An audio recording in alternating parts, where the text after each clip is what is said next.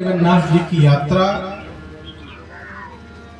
श्रीमद् भागवत की कथा पितरों को मुक्ति प्रदान करती है।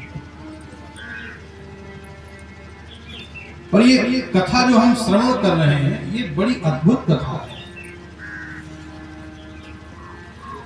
दुनिया में जितनी कथाएं हैं वो आप जीते जी सुन सकते हैं और सुन करके मुक्त हो सकते हैं, लेकिन ये पहली ऐसी कथा है श्रीमद् भागवत महापुराण जिसको जीते जी व्यक्ति सुने तो मुक्त होता ही है।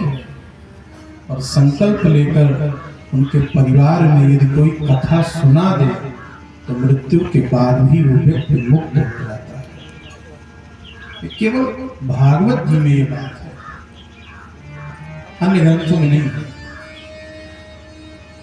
परीक्षित साक्षी है इस बात के लिए कि इस कथा को सुनकर इसी कलयुग में वो मुक्त हो गए।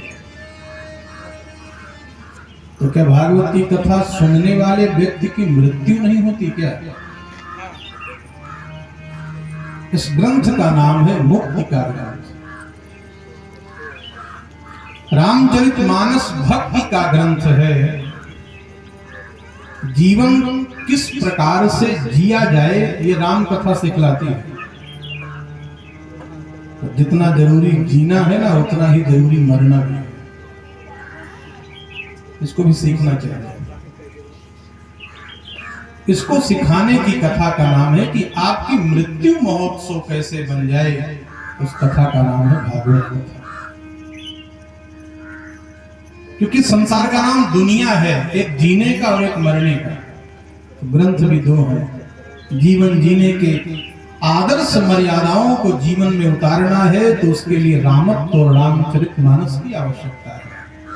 और मृत्यु पर्यंत किसी ने उसे मोक्ष कहा, किसी ने निर्वाण कहा, किसी ने मुक्ति कहा। उसको प्राप्त करने के लिए मार्ग बताने वाला कोई ग्रंथ है, उसका नाम भागवत है। तो परम सौभाग्यशाली हैं आप सब कि इतना दिव्य ग्रंथ जो मानव मात्र के लिए, मानव समाज के लिए प्रेरणा देने वाला एक पावन ग्रंथ, जिसके नायक भगवान श्री कृष्ण। और कृष्ण का अर्थ होता ही है कि जो भक्तों के मन को अपने ओर खींच ले, उनका नाम कृष्ण है। हमारा जो चित्त है वो भगवान में किस प्रकार से लग जाए, मोक्ष और निर्वाण की जो बात लोगों ने की है उस तक कैसे पहुंचा जाए, इस कथा का नाम है भागवत कथा। भागवत का अर्थ ही है भगवतः प्रोक्तम भागवतम।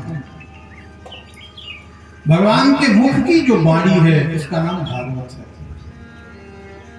और जो भक्त हो जाए उसका भी नाम भागवत है।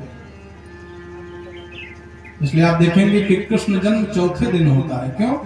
जिसमें भक्तों की कथा पहले हो और भगवान की कथा बाद में हो, उसका भी नाम भागवत है। अन्य ग्रंथों को, अन्य पुराणों को आप श्रवण करेंगे तो सबसे पहले उसमें जन्म की कथा कही जाती है। तो भागवत जी में पहले जन्म की कथा नहीं, पहले भागवतों की कथा कही जाती है। पहले भक्तों के बारे में बताया जाता है। और परीक्षित का जो प्रश्न है वो बहुत महत्वपूर्ण है।